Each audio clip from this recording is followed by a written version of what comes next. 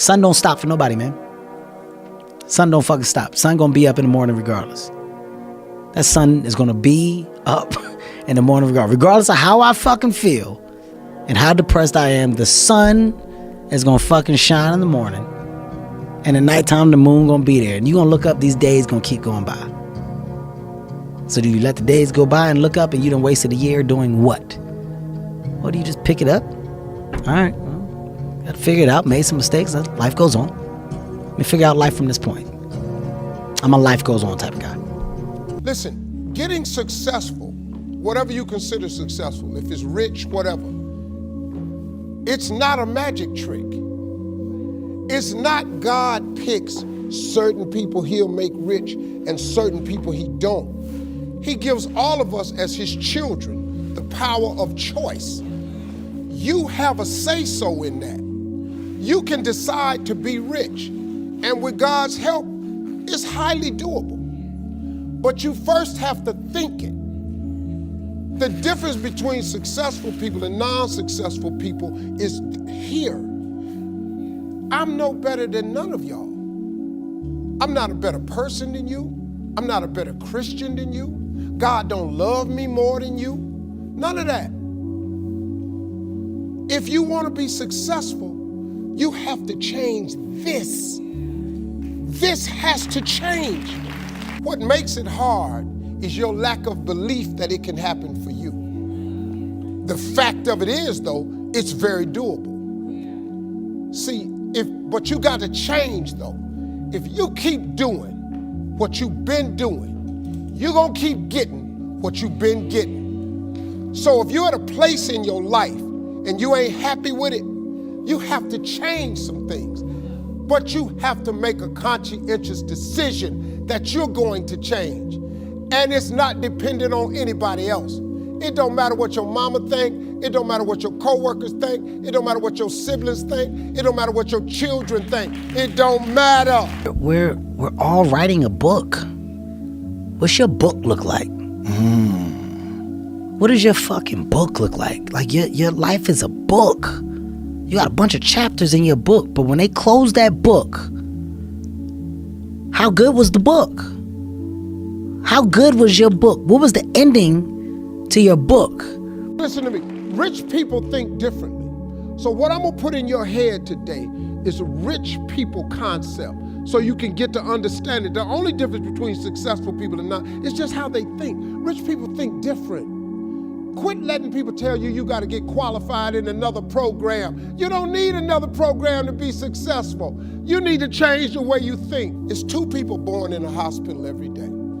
It's a person that's born in a hospital that's going to get a job, and somebody born in a hospital that's going to give them a job. You get to decide which one you're going to be. You get to decide. Let me tell you something.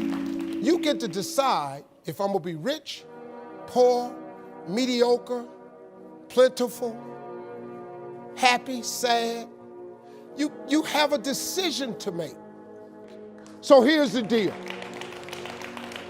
The problem with becoming a millionaire is that when you decide that you want to be a millionaire, you immediately start thinking, how can I become a millionaire?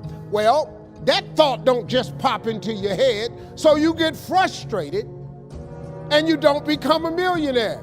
And you start creating stuff like, well, I guess this wasn't the Lord's will, or as soon as I think of how I'm gonna make $1 million. You can't think of how to make $1 million. Stop. Do you know if you knew how to make $1 million, what's today, Tuesday? Wouldn't you make it by Friday? Would not you make it by Friday? But suppose I told you how you can become a millionaire with what you have. Because here's the deal. All of you have everything it takes to become rich. You just don't believe it. Now, if you can develop this theory that I'm about to share with you, I have the way for you to be rich. This is it. First of all of you have a gift. God gave it to you when he created you. God never created a single soul without giving them a gift. That's the God that created you. He's a very smart God. Here's the cold thing. When he made you, he put the gift inside of you. He didn't hide it under the ocean. It ain't on the mountain nowhere. It ain't under no rocks. You ain't got to go drilling. God put what you needed inside of you at birth. All of you have a gift. You walk in the house, you pick up the remote control. Let me teach you how this works. And you press the power button. When I told you 2019 will be the best year of your life, but you have to claim it. You have to expect it to be the best year of your life. You have to live your life with the expectation that great things are coming your way. And that's how it works. Now let me teach it to you. You grab your remote, you press the power button. What do you expect to happen? You expect the TV to come on. Guess what? It come on.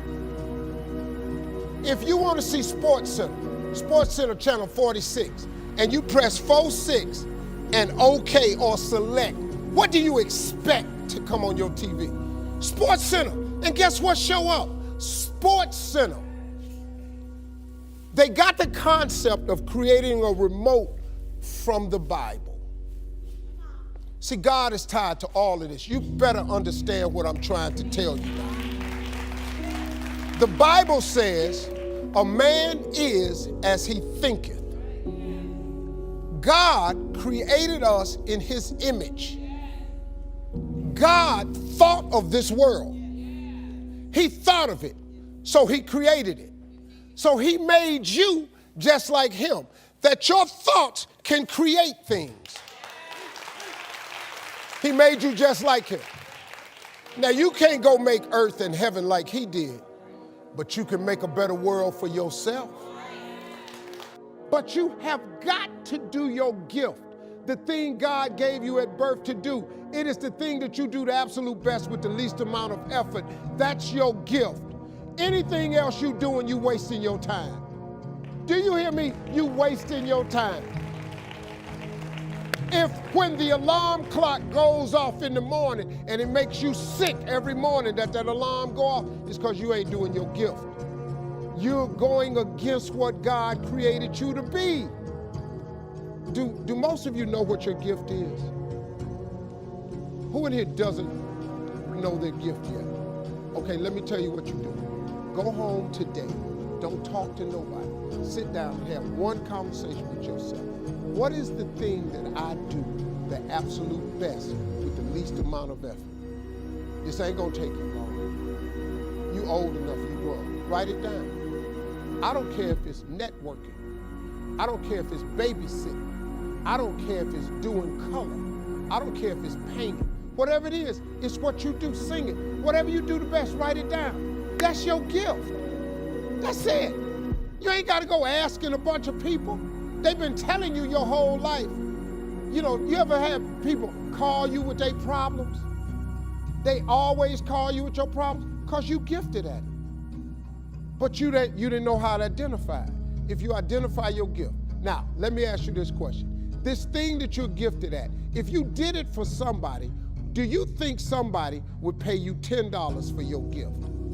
Just $10.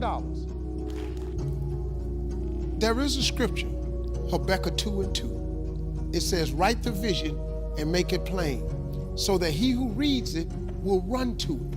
And even though it tarry means take a long time, wait for it, for surely it will come at an appointed time.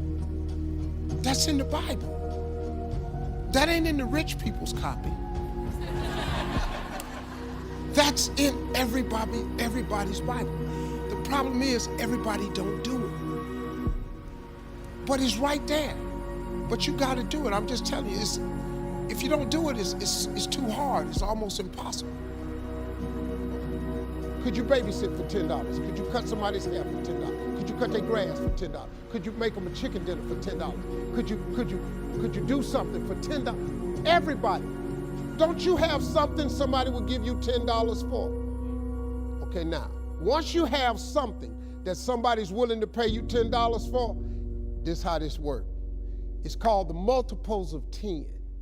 See, you don't have to figure out how to be a millionaire. You just got to figure out the thing that makes you $10.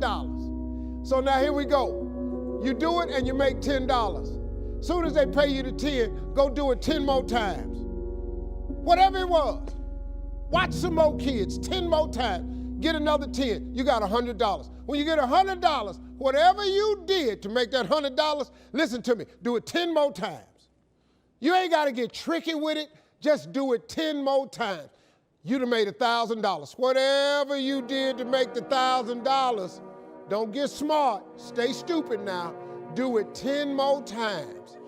You have now made $10,000. Hold up, now we finna grow a little bit, but guess what you gotta do to grow? You just gotta do some more.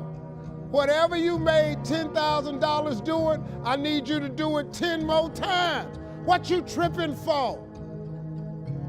If you do it 10 more times, you got $100,000. Now you might have to hire some people to make this happen. You gotta figure that part out. But all you gotta do is do what you did for $10.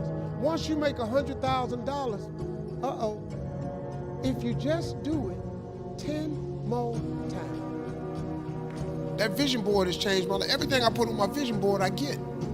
Everything. Now you have to understand something. It's not gonna come when you want it to come. It comes at an appointed time. That's the trick. But the appointed time is what throws people off. Because most of them, see, when you ask God for something, He sends it, He ships it immediately. Soon as you ask Him something, you really believe He'll do it, He boxes it up and He ships it to you immediately. The problem with the package is He never gives you the date that the package is going to arrive. He doesn't do that. He doesn't do that. Because if He told you the date that the package would arrive, it would destroy the requirement He has of all of us, which is faith. Faith is the belief in things that you cannot see. So if you ask God for $1 million and He tell you I'm gonna give it to you in March of 2020, you wouldn't need no faith. You'd be talking to people crazy because you know in 2020, I'm finna be a millionaire. But He sent $1 million as soon as you ask for it. But it's going to come at an appointed time. The problem is people stop waiting on the package. Then when it get to you, because He delivers only to Faith Street, when He delivers to you on Faith Street, but you done stepped off of Faith Street, you over here on I Don't See How Circle, He don't ship there. Instead of staying on Faith Street, you done stepped over here to I Don't Believe It Boulevard, or It Took Too Long Avenue. Then the package come to Faith Street. It's just like the post office and FedEx. If you ain't there to receive it, it gotta go back. That's how it works, man. You have